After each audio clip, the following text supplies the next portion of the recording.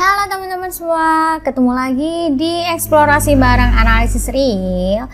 Di kesempatan kali ini kita akan membahas tentang sifat urutan dari bilangan real. Oke teman-teman, berikutnya kita akan membahas tentang, coba lihat nih, kalau misalkan kita punya pertidaksamaan yang seperti ini teman-teman, apa yang akan teman-teman lakuin? Oke, pastikan nanti misalkan nih x kuadrat plus x kemudian lebih dari 2, maka di kedua ruas akan kita tambahkan dengan min 2 gitu kan ya. Sehingga di sini ruas kiri akan berubah x kuadrat plus x min 2 lebih dari 0. Nah, kemudian kan kita faktorkan nih ya.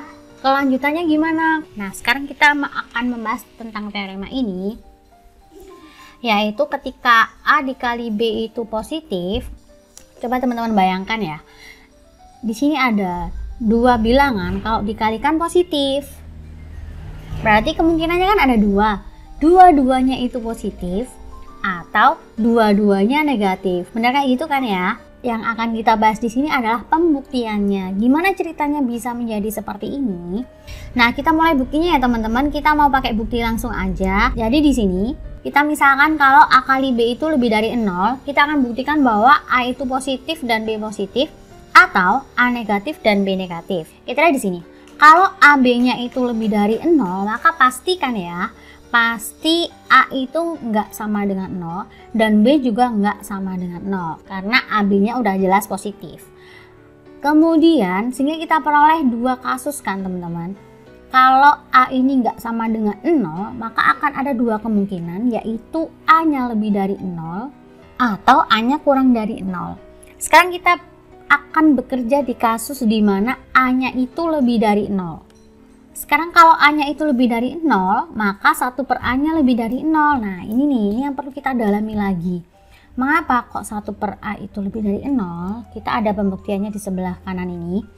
Misalkan A-nya ini lebih dari 0. Kemudian akan kita buktikan bahwa 1 per A lebih dari 0. Kita andaikan nih, pakai bukti tidak langsung.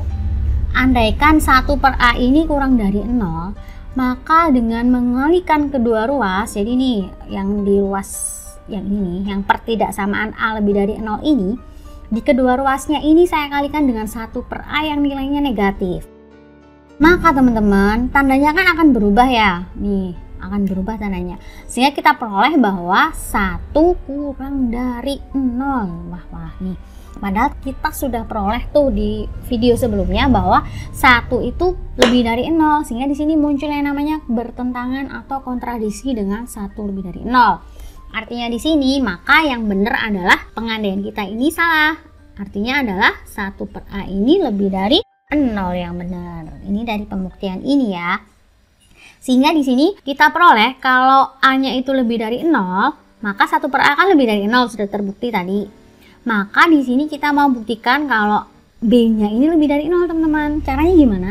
Caranya kita tinggal ngaliin aja 1 per A ini yang positif dengan asumsi kita atau hipotesis kita bahwa AB ini positif.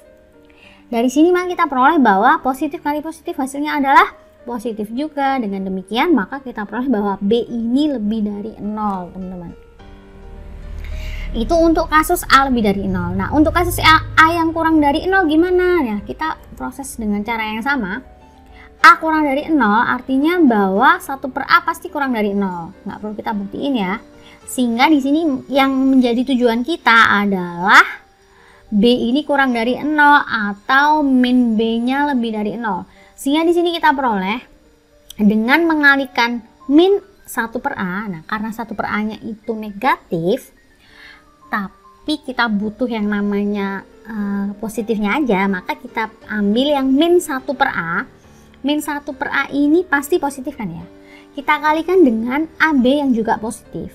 Maka akan menghasilkan di sini kalau kita melakukan manipulasi aljabar, kita akan memperoleh nilainya sama dengan min B. Nah, min B ini lebih dari 0 karena apa? Karena positif kali positif hasilnya adalah positif. Kalau min B-nya ini lebih dari 0, maka kita peroleh di sini B-nya kurang dari 0 kan teman-teman. Nah, dengan demikian terbukti ada dua kasus nih kemungkinannya. Kalau AB-nya positif, maka kita peroleh yang pertama A-nya itu positif dan B-nya itu positif. atau A-nya negatif dan B-nya negatif, teman-teman. Terbukti deh, sehingga bisa kita pakai dua sifat ini untuk menyelesaikan pertidaksamaan. Nah, teorema ini kan ngomongnya kan untuk AB yang lebih dari 0 ya, teman-teman ya. Nah, gimana untuk AB yang kurang dari 0? Nah, di sini akan muncul teorema yang lain. Teorema akibat dari teorema ini itu mengatakan gini, teman-teman. Jika AB-nya itu kurang dari 0, maka kemungkinannya ada dua. A-nya positif dan B-nya negatif, atau A-nya negatif dan B-nya positif. Atau kata lainnya gini, kalau hasil perkalian dari dua bilangan itu negatif, maka tanda dari kedua bilangan itu berbeda. Pilihannya adalah A-nya positif, B-nya negatif, atau A-nya negatif, B-nya positif. Kayak gitu. Untuk pembuktiannya silahkan teman-teman mengadopsi pembuktian ini untuk menyelesaikan bukti dari teorema akibat ini. Nah, berikutnya kita akan membahas tentang yang namanya kondisi di mana ketika saya punya 0 di sini ya, di garis bilangan ini. Kemudian saya punya sebarang jarak yang positif, di sini epsilonnya positif. Misal aja epsilonnya sebesar ini. Dan saya punya kondisi A itu pasti ada di dalamnya sini.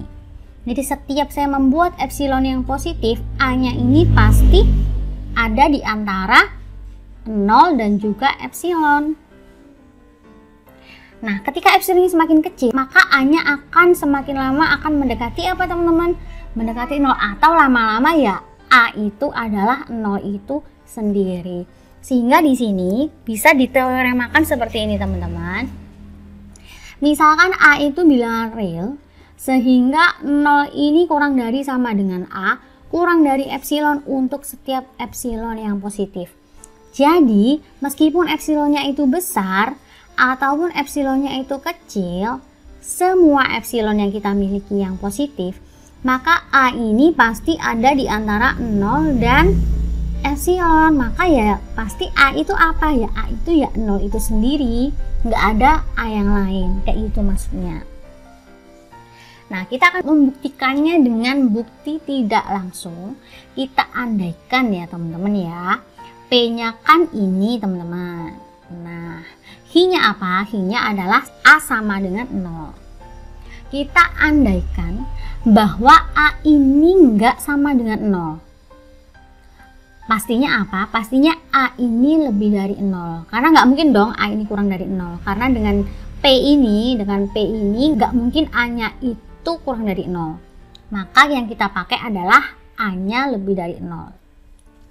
Sehingga kalau A-nya lebih dari 0, maka yang saya punya untuk epsilon yang positif dengan setengah A itu dia positif kan ya, setengah A ini, maka yang kita peroleh nanti 0 kurang dari setengah A kurang dari A. Kita lihat di sini, ternyata ini kontradiksi dengan kondisi yang di P. Karena epsilonnya ini harusnya posisinya di sini, di sebelah kanannya A, tapi ini kok di sebelah kirinya gitu. Nah, berarti ini epsilon 0 kurang dari A ini bertentangan dengan ini, teman-teman. Salah, bahwa A ini kurang dari epsilon, karena yang kita peroleh di sini epsilon 0 kurang dari A.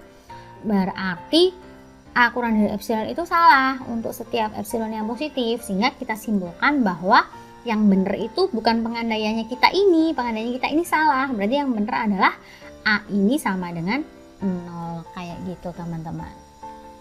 Oke teman-teman, sekian video tentang teorema yang terkait dengan aksioma urutan. Masih banyak sekali teorema-teorema yang perlu kita bahas sebenarnya, tapi teorema-teorema itu akan ditinggalkan sebagai latihan untuk teman-teman. Teman-teman boleh request, misalkan ada teorema yang nggak difahami, boleh request di kolom komentar atau di kolom komentar yang ada di video di Google Classroom kita ya. Oke teman-teman, sampai jumpa di video-video berikutnya, di materi-materi yang lain juga. Bye-bye teman-teman.